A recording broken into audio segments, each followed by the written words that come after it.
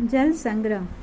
जल संग्रह प्रबंधन में मिट्टी एवं जल संरक्षण पर जोर दिया जाता है, जिससे कि जैव मात्रा उत्पादन में वृद्धि हो सके। इसका मुख्य उद्देश्य भूमि एवं जल के प्राथमिक स्रोतों का विकास, द्वितीयक संसाधन पौधों एवं जंतुओं का उत्पादन इस प्रकार करना जिससे पारिस्थितिक संतुलन पैदा न हो। जल संभर प्रबंधन न केवल जल संभर समुदाय का उत्पादन एवं आय बढ़ता है, वरन सूखे एवं बाढ़ को भी शांत करता है तथा निचले बांध एवं जलाशयों का सेवा काल भी बढ़ाता है। अनेक संगठन प्राचीन काल जल संरक्षण प्रणालियों को पुनर्जीवित करने में लगे हैं, जो बांध जैसी बड़ी परियोजनाओं का विकल्प बन सकते हैं। इन समुदायों ने जल संरक्षण के ऐसे सैकड़ों तरीके विकसित किए हैं, जिनके द्वारा धरती पर पड़ने वाले प्रत्येक बूंद का संरक्षण किया जा सके। यथा छोटे छोटे गड्ढे खोदना, झीलों का निर्माण, साधारण जल संभर व्यवस्था की स्थापना, मिट्टी के छोटे छोटे बांध बनाना, रेत तथा चूने के पत्थर के संग्रहक बनाना तथा घर की छतों से जल एकत्र करना। इससे भूजल स्तर बढ़ जाता है तथा नदी भी पुनः जीवित हो जाती है। जल संग्रह वाटर हार्वेस्टिंग भारत में बहुत पुरानी संकल्पना है। राजस्थान में खादीन बड़े पात्र एवं नारी, महाराष्ट्र के बंधा रस के एवं ताल, मध्य प्रदेश एवं उत्तर प्रदेश में बांधिस, बिहार में अरहर तथा पाइन, हिमाचल प्रदेश में कुल, जम्मू के कांदी क्षेत्र में तालाब तथा तमिलनाडु में एरिस टैंक, केरल में सुरंगम, कर्नाटक में कट्टा इत्यादि प्राचीन जल संग्रह तथा जल परिवहन संरचना आज भी उपयोग में है। उदाहरण के लिए चित्र 16.3 में देखिए, जल संग्रहण तकनीकी स्थानीय होती है तथा इसका लाभ भी स्थानीय सीमित क्षेत्रों का होता है। स्थानीय निवासियों को जल संरक्षण का नियंत्रण देने से इन संसाधनों के अकुशल प्रबंधन एवं अति दोहन कम होते हैं अथवा पूर्णतः समाप्त हो सकते हैं। बड़े समतल भूभाग में जल संग्रहण तथा स्थल मुख्यतः अर्धचंद्राकार मिट्टी के गड्ढे अथवा निचले स्थान वर्षा ऋतु को पूरी तरह भर जाने वाले नलियां, प्राकृतिक जल मार्ग पर बनाए गए चेक डैम जो कंक्रीट अथवा छोटे कंकड़ पत्थरों द्वारा बनाए जाते हैं। इन छोटे बांधों के अवरोध के कारण इनके पीछे मानसून का जल तालाबों में भर जाता है। केवल बड़े जलाशयों में जल पूरे वर्षा रहता है, परंतु छोटे जलाशयों में यह जल 6 महीने या उससे भी कम समय तक रहता है। उसके बाद यह सूख जाता है। इसका मुख्य उद्देश्य जल संग्रह नहीं है, परंतु जल भौम स्तर में सुधार करना है। जल के भौम जल के रूप में संरक्षण के कई लाभ हैं। भौम जल से अनेक लाभ है। यह वाष्प बनकर उड़ता नहीं है, परंतु यह आसपास में फैल जाता है। बड़े क्षेत्र में वनस्पति को नमी प्रदान करता है। इसके अतिरिक्त इससे मच्छरों को जनन की समस्या भी नहीं होती। भौम जल मानव एवं जंतुओं के अपशिष्ट से झीलों, तालाबों में ठहरे पानी के विपरीत संदूषित होने से अपेक्षाकृत सुरक्षित रहता है। जल ग्रहण क्षेत्र, खादीन तथा अथवा फसल क्षेत्र और खादीन बांध।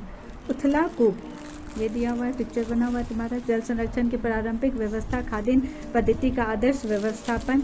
अब यहाँ पर दिया हुआ है, एक पारंपरिक प्रौद्योगिकी द्वारा भारत के वाटरमैन देश के सबसे शुष्क क्षेत्र के सूखाग्रस्त गांवों के हजारों ग्रामीण की जिंदगी बदल पाए। 2 दशक के प्रयास के बाद डॉक्टर राजेंद्र सिंह ने राजस्थान में पानी इकट्ठा करने के लिए 8600 जोहेज और अन्य संरचनाओं का निर्माण किया तथा राज्य भर के 1000 गाँव में पानी वापस लाया। 2015 में उन्होंने स्टॉकहोम पुरस्कार जीता। यह बहुत ही प्रतिष्ठित पुरस्कार है जो ग्रह और इसके निवासियों की भलाई के लिए जल संसाधनों को सुरक्षित संरक्षण में योगदान करने वाले व्यक्तियों का सम्मान करता है।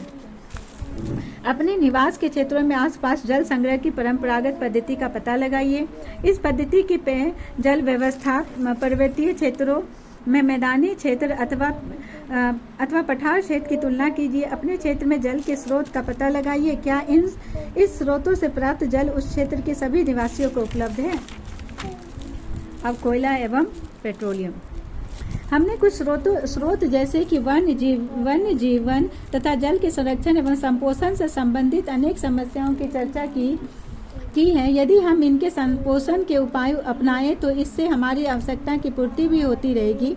अब हम एक और महत्वपूर्ण संसाधन जीवाश्म ईंधन अर्थात कोयला एवं पेट्रोलियम पर चर्चा करेंगे, जो ऊर्जा के प्रमुख स्रोत हैं। औद्योगिक क्रांति के समय हम उत्तरोत्तर अधिक ऊर्जा की खपत कर रहे हैं। इस ऊर्जा का प्रयोग हम दैनिक ऊर्जा आवश्यकता की पूर्ति तथा जीवन उपयोगी पदार्थों के उत्पादन हेतु कर रहे हैं। ऊर्जा संबंधी आवश्यक हमें कोयला तथा पेट्रोलियम से प्राप्त होती है। इन ऊर्जा स्रोतों का प्रबंधन अन्य संसाधनों की अपेक्षा कुछ भिन्न तरीके से किया जाता है। पेट्रोलियम एवं कोयला लाखों वर्ष पूर्व जीवों का जैव मात्रा के अपघटन से प्राप्त होते हैं। अतः चाहे हम जितनी भी सावधानी से इनका उपयोग करें, फिर भी यह स्रोत भविष्य में समाप्त हो जाएंगे। अतः तब हमें ऊर्जा की विकल्पी स्रोतों को खोज करने की आवश्यकता होगी। यह संसाधन यदि वर्तमान दर से प्रयोग में आते रहे तो कितने समय तक उपलब्ध रहेंगे, इस बारे में विभिन्न आकलनों के आधार पर कह सकते हैं कि हमारे पेट्रोलियम के संसाधन लगभग 40 वर्षों तक, कोयला अगले 2 वर्षों तक उपलब्ध रह सकते हैं। परंतु जब हम कोयले एवं पेट्रोलियम की खपत के बारे में विचार करते हैं तो ऊर्जा के अन्य स्रोतों के विषय में विचार एकमात्र आधार नहीं है, क्योंकि कोयला एवं पेट्रोलियम जैव मात्रा से बनते हैं, जिनमें कार्बन के अतिरिक्त हाइड्रोजन, नाइट्रोजन एवं सल्फर गंधक भी होते हैं, जिन्हें जलाया दहन किया जाता है तो कार्बन डाइऑक्साइड, जल, नाइट्रोजन के ऑक्साइड तथा सल्फर के ऑक्साइड बनते हैं। अपराध वायु ऑक्सीजन में जलाने का कार्बन डाइऑक्साइड के स्थान पर कार्बन मोनोऑक्साइड बनती है। इन उत्पादों में से नाइट्रोजन, सल्फर ऑक्साइड तथा कार्बन मोनोऑक्साइड विषैली गैसें हैं तथा कार्बन डाइऑक्साइड एक ग्रीन हाउस गैस है। कोयला एवं पेट्रोलियम पर विचार करने का एक अन्य दृष्टिकोण यह भी है कि ये कार्बन के विशाल भंडार है। यदि इनकी संपूर्ण मात्रा का कार्बन जलाने पर कार्बन डाइऑक्साइड में परिवर्तित हो गया तो वायुमंडल में कार्बन डाइऑक्साइड की मात्रा अत्यधिक हो जाएगी, जिससे तीव्र वैश्विक उष्मन होने की संभावना है। अतः इन संसाधनों को विवेकपूर्ण उपयोग की आवश्यकता है।